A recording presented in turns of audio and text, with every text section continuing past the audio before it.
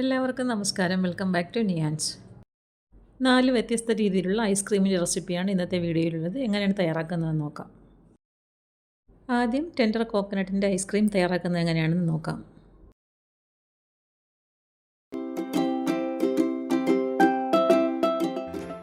ഇത് തയ്യാറാക്കുന്നതിന് വേണ്ടി 1 കപ്പ് പാൽ ഒരു പാത്രത്തിലേക്ക് ഒഴിച്ചു കൊടുത്ത് അതിലേക്ക് 1/2 കപ്പ് പഞ്ചസാരയും കൂടി ഇട്ട് കൊടുത്ത് നല്ലതുപോലെ ഒന്ന് തിളപ്പിച്ചെടുക്കാം. പാല് തിളച്ചു വരുന്ന സമയം കൊണ്ട് വേറൊരു പാത്രത്തിലേക്ക് 1/2 കപ്പ് പാലൊഴിച്ചു കൊടുക്കാം. പിന്നീട് അതിലേക്ക് 1 ടേബിൾ സ്പൂൺ കോൺഫ്ലോറും കൂടി ഇട്ട് കൊടുത്ത് നല്ലതുപോലെ ഒരു കട്ടയൊന്നും ഇല്ലാതെ ഒന്ന് മിക്സ് ചെയ്തെടുക്കാം. ഇതുപോലെ നന്നായി കട്ടയൊന്നുമില്ലാതെ മിക്സ് ചെയ്തെടുക്കാം. ഇപ്പോൾ ഇതാ പാല് നന്നായി തിളച്ചു വന്നിട്ടുണ്ട്. ഈ ഫ്ലെയിം നന്നായി കുറച്ച് വെച്ചതിന് ശേഷം ഈ കോൺഫ്ലവറും പാലും കൂടി ചേർത്ത മിശ്രിതം നമുക്ക് ഇതിലേക്ക് ഒഴിച്ചു കൊടുത്ത് നല്ലതുപോലെ ഒന്ന് ഇളക്കിയെടുക്കാം.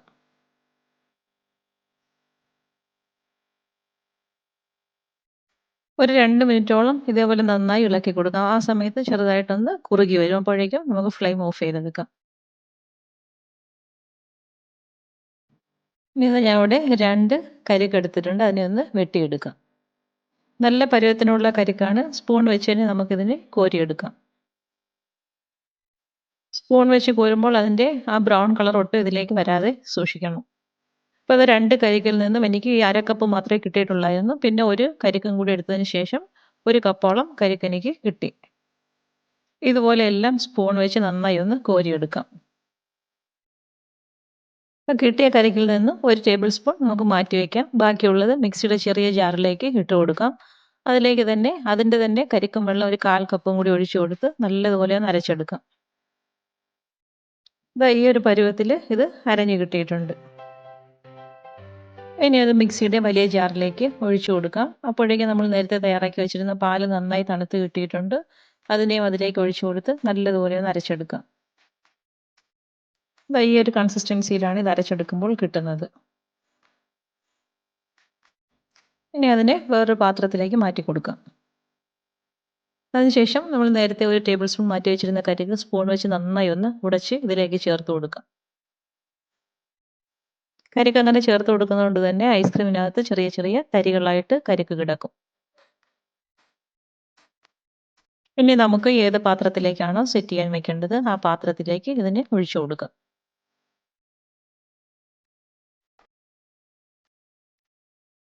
ടെൻഡർ കോക്കനട്ട് ഐസ്ക്രീമിൻ്റെ ഒക്കെ കടകളിലൊക്കെ ഒരുപാട് വിലയാണല്ലോ. കുട്ടികൾക്കൊക്കെ ഈ ഒരു രീതിയിൽ തയ്യാറാക്കി കൊടുത്തു നോക്കൂ. ഇതാകുമ്പോൾ വേറെ മായങ്ങളൊന്നുമില്ലാതെ വളരെ ടേസ്റ്റി ആയിട്ട് കുട്ടികൾക്ക് കഴിക്കുകയും ചെയ്യാം. ഞാനത് സ്റ്റീലിൻ്റെ ഇങ്ങനെയുള്ള 2-3 പാത്രങ്ങളാണ് എടുത്തിരിക്കുന്നത്. അതിലെല്ലാം ഒഴിച്ചു കൊടുത്ത് അലുമിനിയം ഫോയിൽ കൊണ്ടൊന്ന് കവർ ചെയ്തെടുക്കാം. എല്ലാം കവർ ചെയ്തെടുത്തതിന് ശേഷം ഫ്രീസറിലേക്ക് വെച്ച് കൊടുക്കാം. 10-12 മണിക്കൂർ സെറ്റ് ചെയ്യാൻ വെച്ചതിന് ശേഷം നമുക്ക് പുറത്തെടുക്കാം. ഇപ്പോൾ ഇത് ഏകദേശം 12 മണിക്കൂറോളം കഴിഞ്ഞ് ഐസ്ക്രീമെല്ലാം നന്നായി സെറ്റായി കിട്ടിയിട്ടുണ്ട്. ഇനി നമുക്കിതിനെ ഡിമോൾഡ് ചെയ്തെടുക്കാം. ഇത് നന്നായി സെറ്റായി കിട്ടിയിട്ടുണ്ട്. നമുക്കിനി ഇത് കട്ട് ചെയ്ത് മാറ്റാം. നമ്മൾ കടയിൽ നിന്നൊക്കെ വാങ്ങുന്ന ഐസ്ക്രീമിൻ്റെ അതേ ടേസ്റ്റാണ്. ഈ രീതിയിലൊന്ന് ട്രൈ ചെയ്ത് നോക്കും. ഇനി മറ്റു പാത്രങ്ങൾ വെച്ചിരിക്കുന്നതും കൂടി ഇതേപോലെ വേറൊരു പ്ലേറ്റിലേക്ക് മാറ്റി കൊടുക്കാം. കുറഞ്ഞ ഇൻഗ്രീഡിയൻസ് കൊണ്ട് തന്നെ വളരെ ഈസിയായി തയ്യാറാക്കാൻ പറ്റിയ ഒരു ഐസ്ക്രീമാണ്. എല്ലാവരും ഒന്ന് ട്രൈ ചെയ്ത് നോക്കും. കടയിൽ നിന്നൊക്കെ വലിയ വില കൊടുത്ത് വാങ്ങുന്ന ഈ ഒരു ഐസ്ക്രീം നമുക്ക് വീട്ടിൽ സിമ്പിളായിട്ട് തന്നെ തയ്യാറാക്കാൻ പറ്റും. അടുത്തത് ബൂസ്റ്റും പാലും എല്ലാം കൂടി തയ്യാറാക്കിയ ഐസാണ്. അതെങ്ങനെയാണ് തയ്യാറാക്കുന്നതെന്ന് നോക്കാം. ഇത് തയ്യാറാക്കുന്നതിന് വേണ്ടി 1/2 കപ്പ് തിളപ്പിച്ച് തണുപ്പിച്ച പാല് മിക്സിയുടെ ജാറിലേക്ക് ഒഴിച്ചു കൊടുക്കാം. അതിലേക്ക് 1/2 കപ്പ് പഞ്ചസാരയും കൂടി ചേർത്ത് കൊടുക്കാം. ഇനി അതിലേക്ക് ഒരു പകുതി നേന്ത്രപ്പഴവും കൂടി ചെറുതായിട്ട് അരിഞ്ഞ് ഇട്ട് കൊടുക്കാം. പഴം വേണമെന്നുണ്ടെങ്കിൽ ചേർത്ത് കൊടുത്താൽ മതി, അല്ലെങ്കിൽ ഇത് സ്കിപ്പ് ചെയ്യാം. അപ്പോൾ ഈ ഒരു രീതിയിൽ വളരെ ചെറുതായിട്ട് പഴവും കൂടി അതിലേക്ക് അരിഞ്ഞിട്ട് കൊടുക്കാം. ഇനി ഇതിലേക്ക് ചേർത്ത് കൊടുക്കുന്നത് ബൂസ്റ്റാണ്. അപ്പോൾ ഏകദേശം 3 ടേബിൾ സ്പൂണോളം ബൂസ്റ്റ് ഇതിലേക്ക് ചേർത്ത് കൊടുക്കാം. എല്ലാം കൂടി നന്നായിട്ടൊന്ന് അരച്ചെടുത്തതിന് ശേഷം വീണ്ടും ഒരു അരക്കപ്പ് പാലും കൂടി അതിലേക്ക് ഒഴിച്ചു കൊടുത്ത് വീണ്ടും നന്നായിട്ടൊന്ന് അരച്ചെടുക്കാം. അപ്പോൾ ഈ ഒരു കൺസിസ്റ്റൻസിയിലാണ് ഇത് തയ്യാറാക്കിയെടുക്കേണ്ടത്. ഇനി ഇത് നമുക്ക് ഐസ് ഉണ്ടാക്കുന്ന മൗൾഡിലേക്ക് ഒഴിച്ചു കൊടുക്കാം. അപ്പോൾ ഓരോന്നും ഇതേപോലെ ഒഴിച്ചു കൊടുത്തതിന് ശേഷം നമുക്ക് സ്റ്റിക്ക് വെച്ച് കൊടുക്കാം. ഈ ഒരു രീതിയിൽ 4 ഒഴിച്ച് നിറച്ചെടുക്കാം. ഇത് ഫ്രീസറിലേക്ക് വെച്ച് കൊടുത്തിട്ട് 10-12 മണിക്കൂറോളം സെറ്റ് ചെയ്തെടുക്കണം. അപ്പോൾ ഇതേപോലെ എല്ലാം ഒഴിച്ചു കൊടുത്തതിന് ശേഷം അടച്ചു കൊടുക്കാം. അടച്ചതിന് ശേഷം ഇതിലേക്ക് നമുക്ക് സ്റ്റിക്കും കൂടി ഓരോന്നിലും ഇറക്കി വെച്ച് കൊടുക്കാം. അതായത് ഈ ഒരു രീതിയിലെല്ലാം ആക്കിയതിന് ശേഷം നമുക്ക് ഫ്രീസറിലേക്ക് വെച്ച് കൊടുക്കാം. ഇതിപ്പോൾ ഏകദേശം 12 മണിക്കൂർ കഴിഞ്ഞെടുത്തതാണ്. അപ്പോൾ അത് നല്ല സെറ്റായി കിട്ടിയിട്ടുണ്ട്. ഈ ഒരു രീതിയിൽ ഐസ് തയ്യാറാക്കിയെടുക്കാം. അടുത്തത് ഇതേ രീതിയിൽ തയ്യാറാക്കിയ ഐസ്ക്രീമാണ്. ബൂസ്റ്റും പാലും എല്ലാം കൊണ്ട് തന്നെ ചെയ്തതാണ്. ഇതെങ്ങനെയാണെന്ന് നോക്കാം. വേണ്ടി 1 കപ്പ് പാൽ ഒരു പാത്രത്തിലേക്ക് വെച്ച് കൊടുത്ത് തിളപ്പിച്ചെടുക്കാം.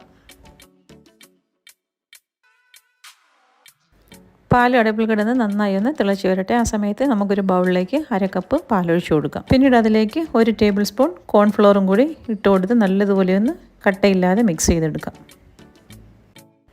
ഈ രീതിയിൽ കട്ടയൊന്നും ഇല്ലാതെ നന്നായി മിക്സ് ചെയ്തെടുത്തതിന് ശേഷം പാൽ നന്നായി തിളയ്ക്കുമ്പോൾ അതിലേക്ക് കുറേശ്ശെയായിട്ട് ഒഴിച്ചു കൊടുക്കാം. ഇപ്പോൾ ഇതാ പാൽ നന്നായി തിളച്ച് വന്നിട്ടുണ്ട്. ഇനി നമുക്ക് അതിലേക്ക് കോൺഫ്ലവർ മിക്സ് ഒഴിച്ചു കൊടുക്കാം. ഇത് ഒഴിച്ചു കൊടുക്കുമ്പോൾ നന്നായി ഇളക്കി കൊടുത്തുകൊണ്ടേയിരിക്കണം. ഇനി ഒരു 2 മിനിറ്റോളം ചെറിയ തീയിലിട്ട് നന്നായി ഇതൊന്ന് കുറുക്കിയെടുക്കാം. അതിൻ്റെ കൂടെ തന്നെ 1/2 കപ്പ് പഞ്ചസാരയും കൂടി ആ സമയത്ത് ചേർത്ത് കൊടുക്കുക. ഇനി നല്ലതുപോലെ ഒന്ന് കുറുകി വരുന്നവരെ നമുക്ക് ഇളക്കി കൊടുക്കാം.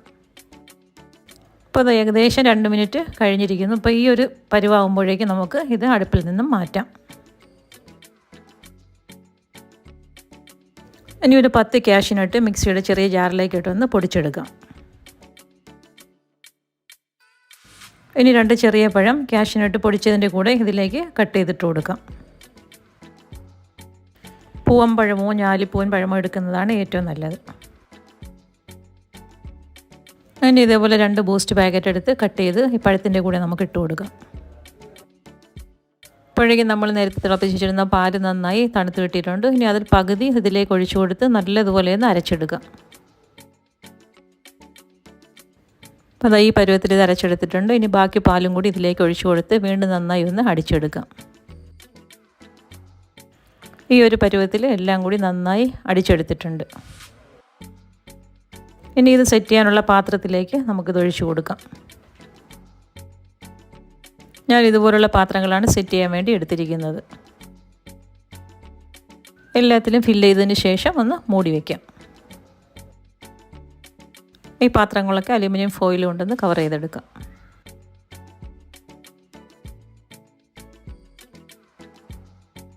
ഇതേപോലെ കവർ ചെയ്തെടുത്തതിന് ശേഷം നമുക്ക് ഫ്രീസറിലേക്ക് മാറ്റാം. ഇനി ഏകദേശം 1 ദിവസത്തോളം ഇത് ഫ്രീസറിൽ തന്നെ ഇരിക്കട്ടെ. അപ്പോൾ അതായത് പിറ്റേ ദിവസമായി നമുക്ക് ഫ്രീസറിൽ നിന്ന് മാറ്റാം.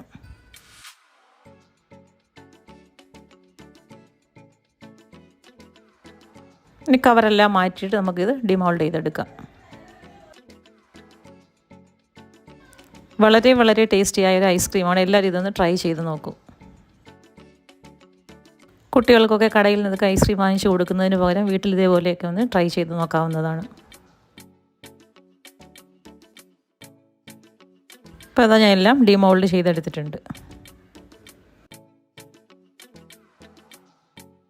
2 ബൂസ്റ്റിൻ്റെ പാക്കറ്റ് കുറച്ച് പാലും ഉണ്ടെങ്കിൽ വളരെ ഈസിയായി വീട്ടിൽ തയ്യാറാക്കാൻ പറ്റുന്ന ഒരു ഐസ്ക്രീമാണ്.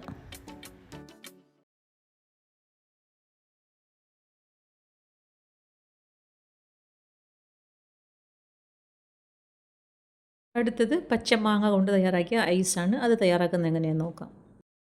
ഇത് തയ്യാറാക്കുന്നതിന് വേണ്ടി ഒരു വലിയ പച്ചമാങ്ങ കുക്കറിലേക്ക് ഇട്ട് കൊടുത്ത് ആവശ്യത്തിനുള്ള വെള്ളവും കൂടി ഒഴിച്ചു കൊടുക്കുക. ഇനി അടച്ചു വെച്ച് അടുപ്പിലേക്ക് വെച്ച് കൊടുത്ത് ഒരു വിസിൽ അടിക്കുന്നത് വരെ ഒന്ന് വെയിറ്റ് ചെയ്യാം.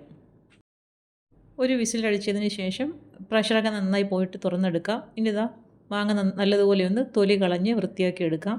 ഇനി ഇത് നല്ലതുപോലെ ഒന്ന് കട്ട് ചെയ്തെടുക്കണം. അപ്പോൾ ഇത് മിക്സിയിലിട്ട് അരച്ചെടുക്കാനുള്ളതാണ്. അപ്പോൾ വളരെ ചെറിയ പീസസ് ആയിട്ട് ഇതിനെ ഒന്ന് കട്ട് ചെയ്തെടുക്കാം. ഇതേപോലെ കട്ട് ചെയ്തെടുത്തിട്ടുണ്ട്. ഇത് ഏകദേശം 1 കപ്പോളം മാങ്ങ ഉണ്ടായിരുന്നു. അത് നമുക്ക് മിക്സിയുടെ ജാറിലേക്ക് ഇട്ട് കൊടുക്കാം. ഇനി അതിലേക്ക് 1 കപ്പ് വെള്ളവും കൂടി ചേർത്ത് കൊടുക്കാം. പിന്നീട് അതിലേക്ക് ഒരു 3/4 കപ്പോളം പൊടിച്ച പഞ്ചസാരയും കൂടി ചേർത്ത് കൊടുക്കാം.